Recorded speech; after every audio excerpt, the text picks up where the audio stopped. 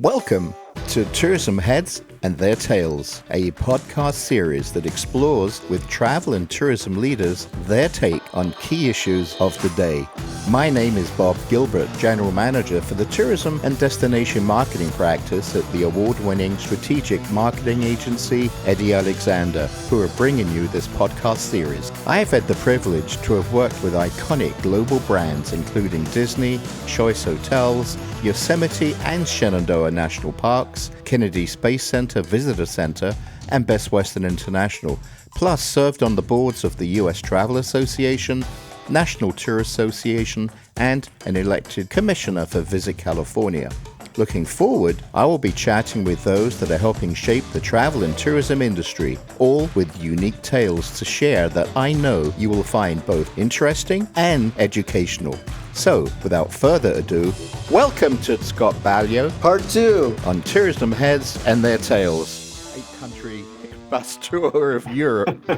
But I think it's important, you brought up a word and it was authentic, that people are taking their time. And is that manifested in a result of COVID, that people are thinking more about their travel and that they're looking at sustainable in terms of authentic? Because I think the two kind of go together to a degree. Yeah, I think perhaps it's a product of you appreciate something more when you don't have it. And so for a lot of people, especially international travel, wasn't even an option for a couple of years.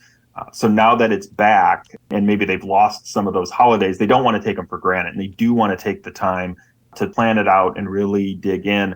I was in London a couple of weeks ago for a media mission, but I went and worked a consumer travel show with our trade reps in London on a Saturday. And it was interesting to see the number of people who came up to the stand and really wanted to get the map out of the region and really help with some route planning and really walk through. And they were very knowledgeable of some of those off the beaten path places and places where they wanted to spend a little extra time, whether it was maybe some wineries in Northern Virginia, over at maybe Assateague to see the wild horses, or in the historic triangle down around Williamsburg. But they were very knowledgeable and they were very deliberate about really planning, and taking their time to appreciate specific places. I think that planning, designing a trip is part of the fun and the allure of travel. Mm-hmm. It's the ideation, and it's as much fun. Not as much fun as being on the trip, but it certainly contributes to that you dive in. So you were in the UK a few weeks back. In terms of our bread and butter, the European, and I look at international, excluding Mexico and Canada, although you've got to get some decent visitation from Canada, I would presume. But for folks who've got to jump on a plane, the Canadians don't. With the UK market, Germany, France, Italy, are any of those markets recovering faster than some of the others, some of their neighbors within Europe? Yeah, I think our bread and butter markets are certainly doing pretty well. And for us, that means representation in the UK, German-speaking markets, France, and then parts of Belgium and Switzerland that are French-speaking. And so that really tends to be our core. We do a little bit in the Benelux. We don't actually have representation in, for instance, Italy or Spain or the Scandinavian countries at the moment. But those are expansion opportunities that we're talking about as we look at kind of where we want to be in the next 3 to 5 years. And your point about Mexico and Canada, right, for CRUSA purposes, we only do overseas, and we let our individual partners do those two international markets, both of which to varying degrees are important. Right. So you mentioned your offices. Do you have your own representation in your key markets, or do you partner with Brand USA? Do you co-op with them, or is it individual representation specifically for CRUSA? No, that's a good question. And we do have individual representation. So in the UK, we actually have two different reps. We have one on the trade side and one on the PR side. Mm-hmm. And then in France and Germany, we have one rep in each that handle all the trade and press in those markets. But we do work a lot with Brand USA, and we support their programming to the greatest extent that we're able. We really appreciate the difficult job that they have of representing and promoting the entire country. So whether it's their consumer targeted programs, their travel weeks that they run, any of the webinars or seminars or training opportunities that they have for travel agents overseas, we've participated in those. So no, it's an important partnership and certainly one we'll continue to support into the future. Yeah, it's interesting. The travel weeks, I remember the first iteration of that.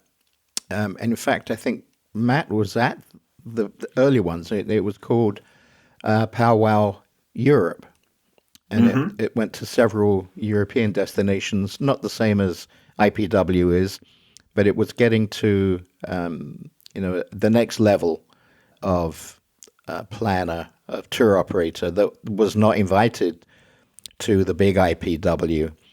But let me ask you about international shows. What international shows do you believe are the best for business generation, lead gen, that produce the best ROI for the capital region USA?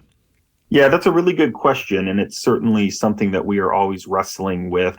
Our approach, at least for the last few years, has been, we no longer go to World Travel Market and ITB, for instance, shows that were supported for a long time, not only by Capital Region, but other destinations as well. But for us, we've adjusted our mix a little bit. So we certainly attend IPW, flagship US show, one that, everyone needs to be at.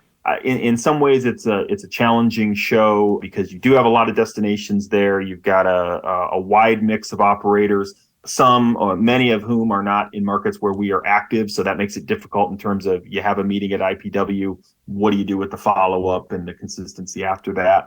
We love the travel weeks. We've been participating in those. We were in their inaugural one that they did in London in 2019. And then recently, just this last fall, we started our own marketplace called the Global Travel Exchange, where we're bringing the trade in. So in essence, a mini IPW. There's other iterations of this, Travel South Showcase, and Discover New England and the Rocky Mountain State. And so we're not unique in that sense, but we found that that was a hole that we had in our marketing where it would give us an opportunity to bring the operators and the receptives in to experience the region and meet with our destinations and our DMOs for whom perhaps IPW wasn't the right fit, or going on a CRUSA sales mission or to a Brand USA Travel Week wasn't realistic, but this would give them exposure to the trade. So it's kind of like a stock portfolio. We have a mix of efforts around shows and marketplaces, but that's our mix. So my question there was about ROI in terms of your favorite or the best international shows for lead gen. What about turn this around? And as we travel, we all travel. Many times we're in a destination, and the only part of that destination that you see is from the airport to the hotel and back, from the hotel to the airport, and off you go. So what are some of your favorite destinations that you have visited from a tourist perspective, apart from the lead gen? Yeah, and that's a good point, Bob. I've got a lot of photos on my phone shot from taxi cabs. Right. So, I've got, great Tower Bridge shot in London. It's slightly blurry and there's somebody walking through the frame, but as you're on the way to another sales call or out to the airport. So, I mean, for me, London has been a favorite for a long time, even from my first visit there as a college student. We've been to Switzerland on some initiatives and really enjoyed that. Pre-COVID, I always found China very fascinating. I'd never been before this position, and certainly a completely different world, but love the people, love the history, and just find it to be an amazing place. So, it's a privilege to work in this industry. I think anybody who's in this international space would say that. We're passionate about our destinations. We love to build the relationships and sell the region or sell the special places we have. But I think most people would also say that they really enjoy the travel aspect too, because that's what attracted to us. We work in travel because we love to travel. Yep. And I think that's the case for most people. No, I think you're right. It's interesting. I remember, I have a lot of stories. And I remember one of them when ITB in Berlin was, and this is going back to my days at Choice Hotels, and so that is in the mid to late 80s. ITB was in West Berlin and surrounded by DDR, by East Germany, and you had to go through the border. Well, actually, I had driven through the designated routes that you could only use to get there. But it was fascinating to be in Berlin and the ability to walk with relative ease, through a checkpoint and get into East Berlin to see what was going on. But I remember in 1989, when the wall came down, which was November the 9th, that first ITB afterwards was just fascinating. We were kind of living history, and there were local entrepreneurs selling memorabilia that I actually had a chunk of the wall. And so people were selling all manner of different things. But yeah, you're right. So what is your forecast for the future now as we're now in 2023? You mentioned before that we're going to get to pre-COVID 2019 numbers, perhaps 2024.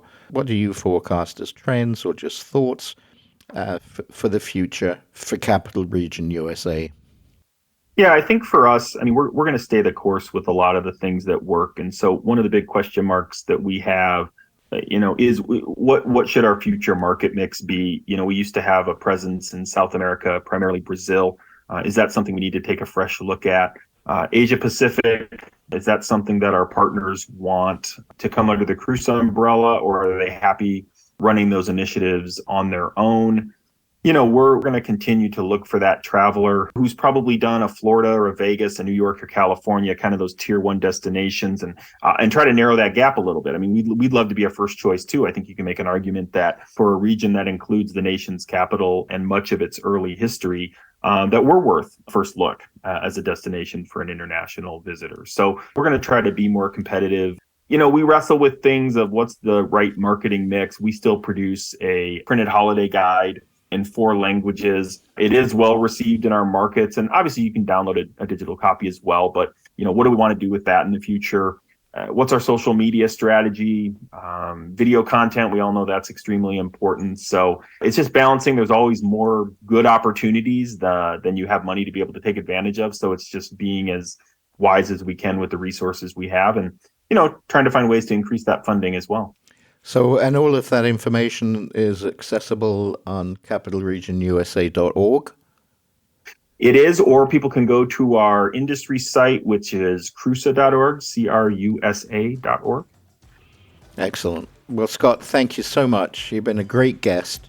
Really appreciate your insight and look forward to seeing you on the road. That sounds great, Bob. It's been a real pleasure. And look forward to our paths crossing as well. So just appreciate the opportunity. Thank you very much, Scott. We hope you enjoyed today's episode. Please like, thumbs up, subscribe, and leave a review. You can also visit eddiealexander.com to learn more about our tourism marketing and destination management services and read some of our recent case studies. Finally, if you'd like to suggest future guests or podcast discussion topics, or to sign up to get an email alert when we drop new episodes, please do so at eddiealexander.com/THATT.